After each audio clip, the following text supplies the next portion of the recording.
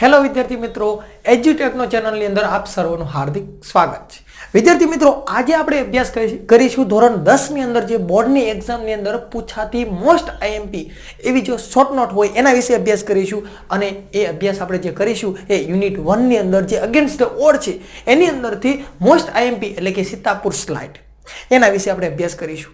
તો જોઈએ, આપણે શરૂઆત કરીએ તો કે આપણો વિષય છે English, most IMP short note against the odd એટલે કે યુનિટ 1 મુશ્કેલીની સામે સામનો, અને સીતાપુર સ્લાઇડ એટલે કે સીતાપુરની લાઇટ. જોઈએ, શરૂઆત કરીએ. MGP has connected more than 3500 customer to solar power. હવે MGP આપણને ખ્યાલ છે, આપણે યુનિટની અંદર આ ભણેલા છે. તો કે MGP એટલે કે મેરા ગાંવ પાવર. આ જે સંસ્થા છે, એક સામાજિક સંસ્થા છે, એ કનેક્ટેડ એટલે કે જોડાણ કરે છે. શું કરે છે? જોડાણ કરે છે. અને મોર એટલે કે વધારે, અને ધ્યાન એટલે કે ના કરતા. શેના કરતા વધારે જોડાણ કરે છે? તો કે 3500 કરતા પણ વધારે જોડાણ કરે છે. અને કોનું? તો કે કસ્ટમર એટલે કે ગ્રાહકોનું. અને શેના માટે? તો કે સોલાર પાવર માટે. એટલે કે MGP સંસ્થા છે એ 3500 કરતા પણ વધારે ગ્રાહકો છે ને એનું જોડાણ કરે છે સોલાર પાવર માટે.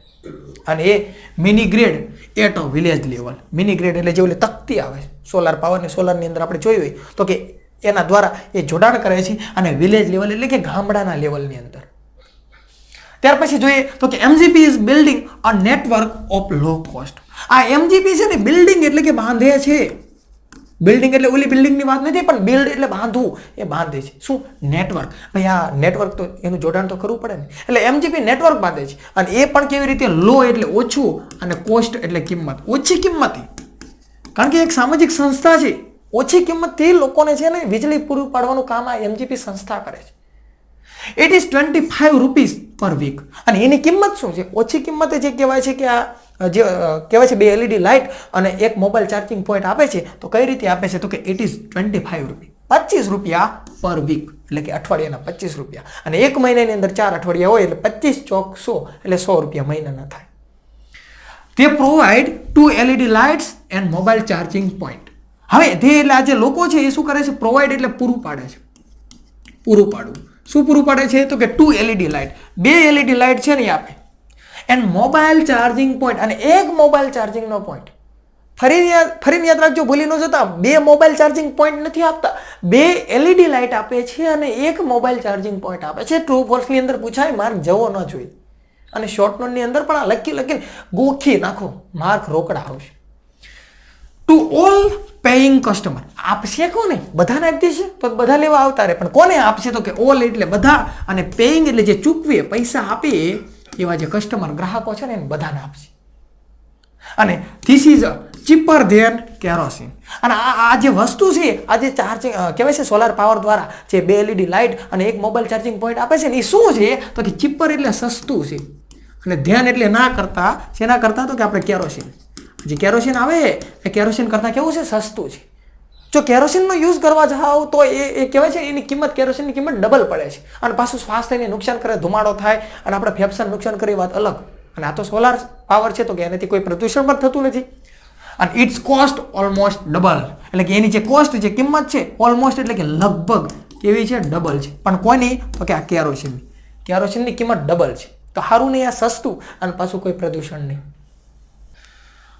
The villagers are saving their environment and comes benefit to health. Solar power. શું કહે છે? આ વિલેજર્સ એટલે જે ગામના લોકો છે ને, એ સેવિંગ એટલે એમાં બચાવી રહ્યા હતા. કારણ કે બચત થાય. શેની બચત થાય? એમનું એન્વાયરમેન્ટ એટલે જે પર્યાવરણ છે એની બચત થાય. સ્વાભાવિક છે, હવે કોઈ પ્રદૂષણ થવાનું નથી. આ તો સૂર્યથી ચાલતી વસ્તુ છે.